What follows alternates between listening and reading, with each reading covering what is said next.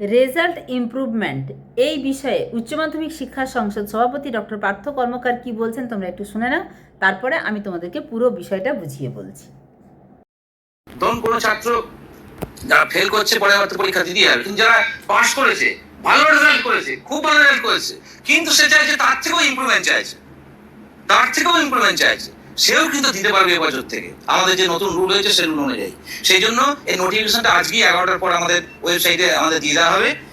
আবার বলছি, একটু ইম্পর্টেন্ট পয়েন্ট বলে আমি আরেকবার বলছি, সেমেস্টার 4 এর ক্ষেত্রে যেসব পরীক্ষার্থীরা রেজাল্ট সারেন্ডার করে, যারা ইমপ্রুভমেন্ট দেবে এই রেজাল্টে কিন্তু কাজে লাগাতে পারবে না, রেজাল্ট সারেন্ডার করে পরবর্তী বছর সেম 4 এ বসতে চায়, তারা রেজাল্ট ইমপ্রুভমেন্ট করতে চায়, তাদের জন্য এই সুযোগ দেওয়া হয়েছে। এবং এই সম্পর্কিত প্রয়োজনীয় নোটিফিকেশন কিভাবে তারা করবে সেটা কিন্তু আজকে আমাদের ওয়েবসাইটে দিয়ে দেওয়া হচ্ছে। তাহলে সংসদ সভাপতির কথা তোমরা শুনলে, এবার ব্যাপারটা পুরো বুঝে নাও। 2026-এর উচ্চ মাধ্যমিক পরীক্ষার রেজাল্ট বেরিয়ে গেছে এবং তোমাদের যদি নম্বরে কোনো অসন্তুষ্টি থেকে থাকে তার জন্য যে পিপিএস পিপিআর, তার আবার তৎকাল পিপিএস পিপিআর, আমরা যেমন ট্রেনের টিকিট কাটতে গেলে তৎকালটা কাটি একদম ইমার্জেন্সি পারপাসে, সেই রকম ইমার্জেন্সি পারপাসে খুব তাড়াতাড়ি করে যদি তুমি নম্বরটা বাড়াতে চাও, যে তোমার মনে হচ্ছে নম্বরটা কম এসেছে, নম্বর বাড়াতে চাও, সেই তৎকাল পিপিএস পিপিআরের সময়সীমা কালকেই অতিক্রান্ত হয়ে গেছে। এরপরে তোমরা নর্মাল পিপিএস পিপিআর করতে পারো। এছাড়া তোমরা রেজাল্ট ইমপ্রুভমেন্ট বিষয়ে অনেক কিছু জানতে চেয়েছো, আমি বাড়ির বাইরে ছিলাম বলে দুদিন ভিডিও দিতে পারিনি।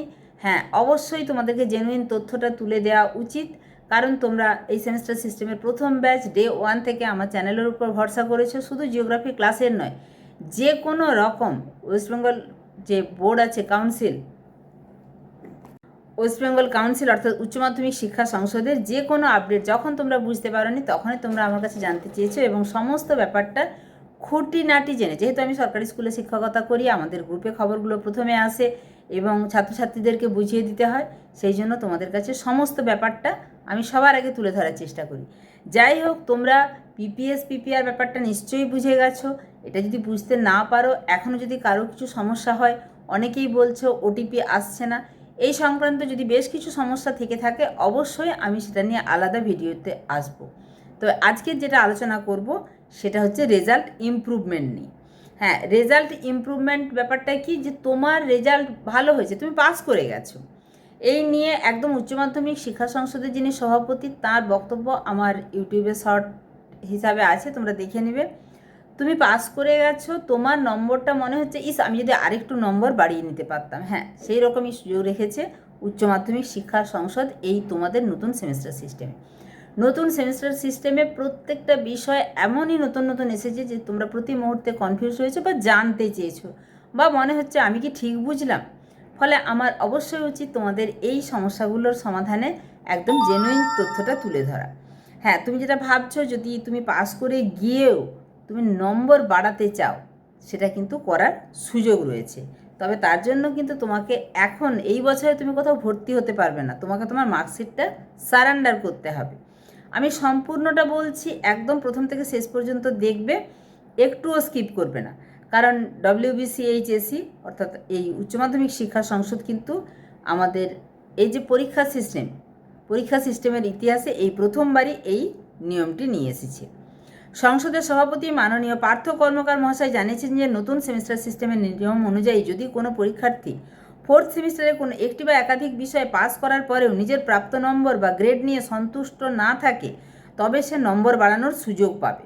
এর জন্য মূল শর্ত হলো পরীক্ষার্থীকে তার বর্তমান বছরের অর্থাৎ 2026 সালের মার্কশিট এবং পাস সার্টিফিকেট জমা দিয়ে দিতে হবে। এরপর আগামী বছর যখন আবার 4th সেমিস্টার পরীক্ষা হবে তখন সে নতুন করে সেই বিষয়গুলোতে পরীক্ষায় বসতে পারবে। যেমন ধরো 500-র মধ্যে কেউ 400 পেয়েছে, কিন্তু সে আশা করছিল যে আমি 450 পাবো, তখন কিন্তু সেই এই সুযোগটা নিতে পারে। এর জন্য কিন্তু বেশ কিছু শর্ত রয়েছে, সেই শর্তগুলো একদম মাথায় রাখবে, তবেই তোমরা কিন্তু নতুন করে এই মার্কশিট সারেন্ডারের ব্যাপারটা ভাববে। প্রথমত 30 দিন সময়সীমা আছে। রেজাল্ট বা নোটিফিকেশান, তোমাদের যে উচ্চ মাধ্যমিকের রেজাল্ট বেরিয়েছে, এই রেজাল্ট থেকে 30 দিনের মধ্যেই কিন্তু তোমাকে আবেদন প্রক্রিয়া সম্পন্ন করতে হবে। তাহলে 15ই মে রেজাল্ট বেরিয়েছে, তোমাকে 15ই জুনের মধ্যে এই আবেদন প্রক্রিয়াটা অর্থাৎ তোমার নতুন মার্কশিটের জন্য এই পুরানো মার্কশিটকে সারেন্ডার করে আবেদন করতে হবে। একটি অঙ্গীকারনামা দিতে হবে, সেলফ ডিক্লারেশন। স্কুল প্রধান তোমাদের স্কুলের হেড স্যারের কাছে বা হেড ম্যাডামের কাছে জমা দেবে। এটা যাবে সংসদের কাছে, হেড স্যারের মাধ্যমে জমা হবে। একটি মুচলেখা বা ডিক্লারেশন দিতে হবে যে বর্তমান মার্কশিট ব্যবহার করে তোমরা এই বছর উচ্চশিক্ষার জন্য কোনো কলেজে ভর্তি হবে না। অর্থাৎ তোমাদের ইমপ্রুভমেন্ট পরীক্ষা দিতে গেলে তোমাদের কিন্তু একটা বছর ড্রপ করতে হবে। চূড়ান্ত নম্বর বাধ্যতামূলক, অর্থাৎ এবছরের মার্কশিট তুমি নিলে না বলেই পরের বছর পরীক্ষা দেবে। পরের বছর মার্কশিটে যদি তোমার কম মার্কস আসে যে আমি পুরোনোটা নেব, সেটা কিন্তু করা যাবে না। চূড়ান্ত যেটা তুমি 2027-এ দিচ্ছ, সেই মার্কশিটে যদি তোমার কমও আসে সেটাই কিন্তু তোমাকে নিতে হবে। ফলে খুব ভেবেচিন্তে স্টেপ নেবে। আগামী বছর পরীক্ষা দেওয়ার পর যে নম্বর বা গ্রেড তোমরা পাবে সেটাই চূড়ান্ত বলে গণ্য হবে। যদি কোনো কারণে পরের বার নম্বর কমেও যায়, এটা খুব ভালো করে শোনো, তাহলেও কিচ্ছু করার থাকবে না, নূতন নম্বরটি তোমাদেরকে মেনে নিতে হবে। তোমরা বলতে পারবে না যে আমার পুরনো নম্বরটা ফেরত দিন। এরপরে তো তোমরা জানো যে 9-1 বা 9-2 এই দুটো শর্ত অ্যাপ্লাই করে যারা পাস করেছো তারাও হয়তো মনে করছো যে কেন স্টার দিয়ে এভাবে লেখা থাকবে যে 9-1 প্রযোজ্য বা 9-2 প্রযোজ্য। আমি অনেকে দেখবে মার্কশিটে লেখা আছে স্টার দিয়ে নিচে যে সে কীভাবে পাস করেছে। 9-1 9-2 অলরেডি তোমরা জানো। যদি তোমরা আমার কাছ থেকেই স্পেসিফিক জানতে চাও অবশ্যই সেটা কমেন্ট করবে। 9-1টা কি, যে তোমার যদি কোনো কারণে পাস মার্কসের থেকে কিছু কম হয় তার জন্য তোমাকে 5% গ্রেস দেওয়া হবে, এবং সেটা অন্য সাবজেক্ট থেকে এনে এই যেটাতে কম পেয়েছো বা ফেল করে গেলে সেটাতে অ্যাড করা হবে, মাত্র 5% নম্বর। এমন নয় যে বিশাল অঙ্কের, এটা 2.5 থেকে 3 নম্বর। তো একদম উচ্চ মাধ্যমিক শিক্ষা সংসদ নির্ধারিত করে দিয়েছে 3 নম্বর কম হলে তখন এই রুলটা কার্যকর হয়ে তোমাকে পাস করানো হয়েছে। তাহলে কিন্তু তোমার মার্কশিটে লেখা থাকবে যে 9-1 বা 9-2। এবার নিয়ম হলো, যারা এই রুল 9-এর সুবিধা নিয়ে পাস করছো কিন্তু ভাবছো না আমি এটা এক্সচেঞ্জ করবো বা আমি এই যে এরকমভাবে রয়েছে এটা আমি চাইছি না, 9-2টা একটুখানি বলে দিই। 9.2 যেটা রুল, 9.2 রুলটাতে তোমার শুধু ইন্টারচেঞ্জ হবে। অর্থাৎ তুমি 4th সাবজেক্টে পাস করে গেছো, প্রথম যে 3টে কম্পালসারি সাবজেক্ট সেখানে তুমি ফেল করে গেছো, তো তোমার অপশনালটা কম্পালসারির জায়গায় এসে যাবে, যেটা কম্পালসারি ইলেকটিভ সাবজেক্ট সেখানে এসে যাবে, দিয়ে তুমি পাস বলে গণ্য হবে। তো তোমরা যারা মনে করছো 9-1 বা 9-2 এই রুল কেন থাকবে, এই রুল লেখা মার্কশিটটাও আমি সারেন্ডার করতে চাই, তোমরাও কিন্তু আবেদন করতে পারো। আবেদনের সময়সীমা বলে দিলাম 15ই জুন পর্যন্ত। এখানে অনলাইন পোর্টালের মাধ্যমে আবেদনের সুযোগ থাকছে।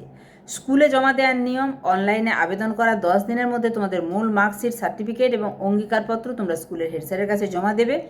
স্কুল কর্তৃপক্ষ সেটি আঞ্চলিক কার্যালয়ে পাঠিয়ে দেবে। শিক্ষিকা হিসেবে আমি আমার ব্যক্তিগত পরামর্শ সেটা হচ্ছে ইমপ্রুভমেন্টের দিকে না যাওয়াই ভালো। কারণ ইমপ্রুভমেন্টের জন্য তোমার রাস্তা খোলাই আছে। পিপিএস পিপিআর, তৎকাল পিপিএস পিপিআরের সময় পেরিয়ে গেছে, কিন্তু ইমপ্রুভমেন্ট করতে চাইলে তুমি পিপিএস করো, পিপিআর করো, আরটিআই করো। পিপিএসে শুধুমাত্র যেটা হবে তোমার নম্বর মনে হচ্ছে যে বাড়বে, পিপিএসে খুব একটা বাড়ে না, যেটুকু ফ্যাক্ট সেটা জানিয়ে দিলাম। এতে নম্বরটা যোগটা ঠিক আছে কি না, অর্থাৎ তুমি খাতায় যেখানে যেখানে যে অ্যাটেম্প করেছো তোমার যে নম্বরগুলো দেওয়া আছে সেই যোগ, আর কেজিং পেজে কোনো যোগ ভুল থাকলে সেটার কারেকশান হয়।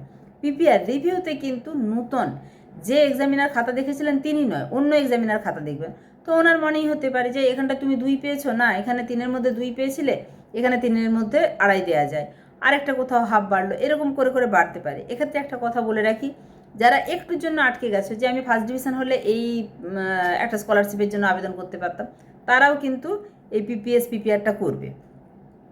পিপিএস পিপিআর করলে 1 মাসের মধ্যে পেয়ে যাবে। এছাড়া তুমি করতে পারো সেটা হচ্ছে আরটিআই। আর যদি পিপিএস পিপিআরে কাজ না হয়, আরটিআই তুমি তোমার নিজের খাতার জেরক্স কপি বাড়িতে বসে তোমার নম্বর কোথায় কি পড়েছে না পড়েছে দেখে নিতে পারবে। তো এই অপশনগুলো থাকতে থাকতে শুধুমাত্র একটা বছর লস করার কোনো যুক্তি নেই বলেই আমার মনে হয়।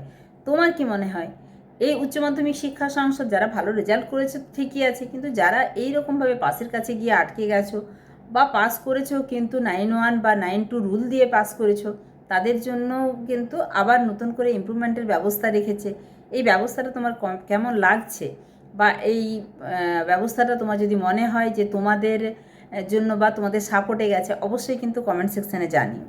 যাই হোক, আবারও বলবো যে তোমাদের রেজাল্ট যদি কারোর মনসন্তুষ্ট মতো না হয় আমাকে কমেন্ট সেকশানে একদম ডিটেলস লিখে পাঠাও। অনেকেই লিখে পাঠাচ্ছ মার্কস সহ। আমি কিন্তু প্রত্যেকের যে কমেন্ট সেটা পড়ে রিপ্লাই দিই, ফলে অবশ্যই তোমারও কমেন্টের রিপ্লাই আমি দেব। তোমার ব্যক্তিগত কোনো সমস্যা এই মার্কশিট সংক্রান্ত ব্যাপারে থেকে থাকলে অবশ্যই আমি তার উত্তর দেব। তো আশা করবো এতক্ষণে চ্যানেলটা নিশ্চয়ই সাবস্ক্রাইব করে দিয়েছো, বা যদি চ্যানেলে নতুন হয়ে থাকো তোমরা কিন্তু তোমাদের বন্ধু বা ভাইদের মধ্যেও শেয়ার করে দিতে পারো জিওগ্রাফি ক্লাসের জন্য। দেখা হচ্ছে খুব তাড়াতাড়ি পরবর্তী আপডেট নিয়ে। রেজাল্ট ইমপ্রুভমেন্টে ইয়ার লস না করাই ভালো, এটা আমার বক্তব্য। তুমি একমত হলে অবশ্যই কমেন্টে জানাবে, একমত না হলে সেটাও কিন্তু কমেন্টে জানিও। টাটা।